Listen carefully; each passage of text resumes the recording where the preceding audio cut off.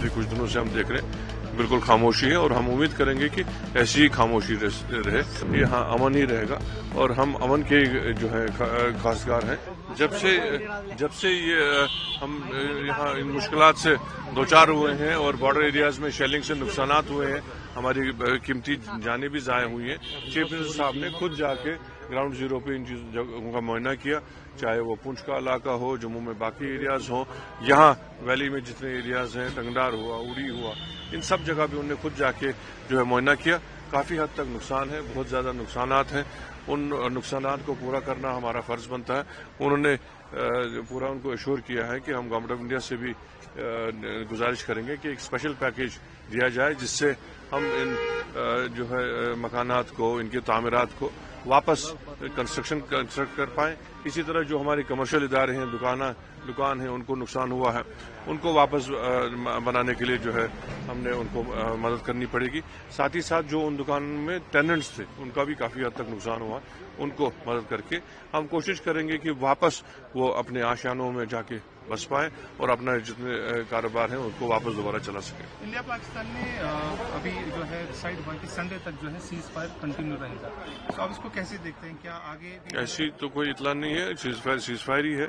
जैसे पिछले कुछ दिनों से हम देख रहे हैं बिल्कुल खामोशी है, और हम उम्मीद करेंगे कि ऐसी ही खामोशी रहे। सर जंग के मुताबिक 18 तारीख तक उसको एक्सटेंड किया गया, और उसके बाद जो इस्लामाबाद की रिपोर्ट के मुताबिक सर, क्योंकि बहुत सारे ऐसे आउटलेट्स की ने खबरें की, मैं उनकी रिपोर्ट पे तो मैं यकीन नहीं करता। हम वही उसी बात के यहाँ दोहराएंगे जो हमारे मुल्क में यहाँ जो फैसला हुआ है, और मुझे पूरी उम्मीद है कि यहाँ अमन ही रहेगा और हम अमन के जो है खासगार हैं, क्योंकि जंग हम लोगों के लिए तबाही है। खासकर जो हम बॉर्डर एरियाज के जो स्टेट्स हैं, हम जानते हैं जब हमारे लोग इसमें शहीद हो जाते हैं, हमारे मकानात का नुकसान होता है, तो हम चाहते हैं कि किसी तरह से अमन ही रहे। नासिर साहब महबूब मुफ्ती ने बोल रहा है कि वो उमर साहब इस वक्त पॉलिटिक्स खेल रहे हैं नेविगेशन प्लांट पे। पॉलिटिक्स वो खेलते हैं, उनको अंदाजा ही नहीं है वो क्या बात कर रहे हैं, तो वो आप उनसे पूछेगा, उनको अंदाजा ही नहीं है वो किस वक्त क्या बात करनी है। ये पहले भी मैंने उनको कहा, उनको अपनी जो है मैच्योरिटी का जो है मुजाहरा करना चाहिए, सियासी मैच्योरिटी उनको दिखानी चाहिए।